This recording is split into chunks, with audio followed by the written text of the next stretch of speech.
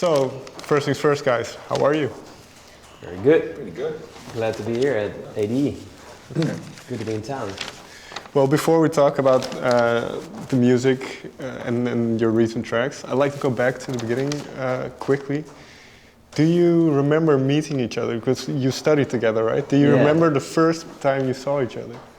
I think actually it was... the first day, actually. Yeah, the first day, but maybe even before that, like one of the introduction days. Yeah. I think that's the one. And then, yeah, I mean, you're both nice guys, of course. And then we made music together the first week. Yeah. And so, I'll start with you then. Was music always the thing that you liked to do? Was it always? I was always busy with music. Like, I started playing drums when I was 3 or 4 years or something. And my parents are also in the music, classical music. So I grew up with a lot of music at home. So yeah, I was always busy with music, yeah. What kind of music would be played around your house? A lot of stuff actually, like from jazzy stuff to funk, classical music as well. The Beatles, Sting, a lot of stuff. And then, when did the point come when you decide, well, I want to do this? I want to, more than just listen to the music, I like music, but I want to make music and I want to pursue this career. Yeah, it all went pretty naturally actually with me. I just started making music. I finished my college and my high school and went to college, to the university, and that was nothing for me. I did it 1 year and I was like, I hate this, I don't like it. And then I heard about this school, the School of Arts, Rock Academy, and I tried to sign up and I came through. And then I was like, yeah, now I gotta go, I need to do this, go there and start making music. But getting more professional with it. Very, very quickly, what did you go to university for? Yeah, some kind of business management kind of Fair enough. bullshit. And for you, Tim, as well, was it a similar thing? Did you know quite early on that you wanted to pursue music? I don't know, actually, when the point was I was really wanted to make music, all I know was I always loved music. It was a big part of my life. Listening all kinds of music, of course. Music, for me, had a very special meaning.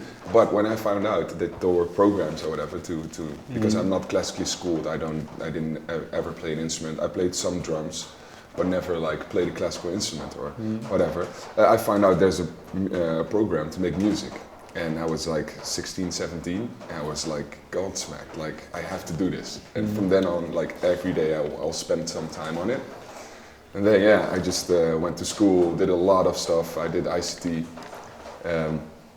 didn't work out. I got my degree though, but I went also to the Rock Academy because I was like, I love this so much, making music, and I can actually make a living out of it. And then it was pure producing, and then we met each other, and then also DJing became bigger because all the tracks we made together were house tracks, and then you become an act, and you also go DJ. So it was pretty amazing. Yeah. What made you decide to work together? Because I think you had a project or something, but what makes it more fun or better to work as a duo compared to alone? What makes it more fun, or how we started? I think we had a mutual interest in the music, in the house music at that time. I think it was like Fedde le Grand and all those guys like Roog and Sneakers, Eric E. house, We both liked it. We were the only two in class who were really into that. So we were like, let's make that music. And that's why we just started working and kept working on it. And it was actually an assignment to work together. So, but you could also, we chose each other for that one because of that reason, to make kind of track like that. I think we aced that assignment. Yeah. Do you still have some recordings of that time, the very actually beginning? It released already. It was our first track we made together, and it got released. Yeah. It's our teacher at the moment was Robin Morsink, and he produced together with Fedde le Grand. So, and he really liked it. So yeah, for us, he was like, I'm gonna play it to Fedde, and Fedde liked it as well. And then we went to the label Big and Dirty from Be Yourself Music, and yeah, that was for us. It was like, wow, we need to go on with this, and it got released, and that was like a dream coming true, actually. Yeah. And if you think back now, because that's obviously a couple of years ago, so If you listen back to the track, what do you hear? Well, I hear a great idea, but it's underproduced. Yeah. You know, right now we have so much more knowledge and experience in producing the track, but you just hear two guys having fun and making a cool idea.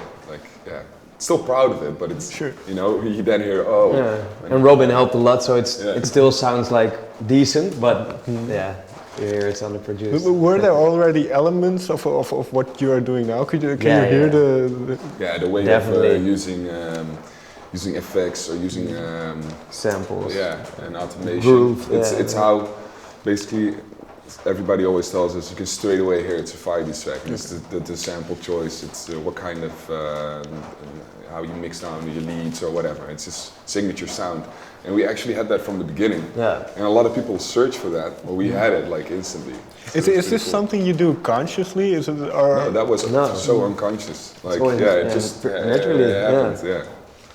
And then over time, then then you can make choices like in style, but also in mix down. So that's even harder because you learn so much, and actually at the end you have to go back to the basis and just don't overproduce.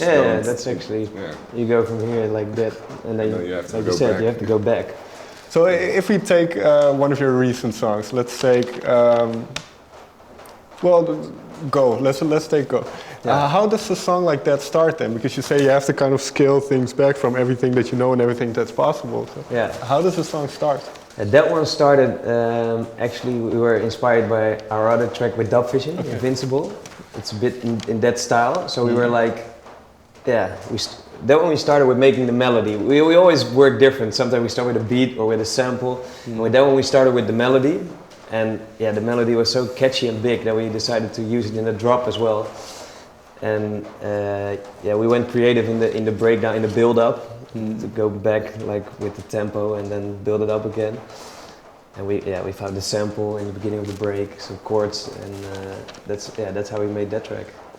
Has it become, well, you say you already had a click very early on, but has it become easier working together because you kind of know now what you're good at and what you're... We've been together now for 8 years almost, and you get to learn each other a lot, of course, also because you're traveling 24/7. We see each other almost every day. So we know what works and what doesn't work. We have 2 studios, so when we need time apart, and we can work on our own ideas, and basically everything we do and make is for Firebeatz. But it's been quite easy. For us,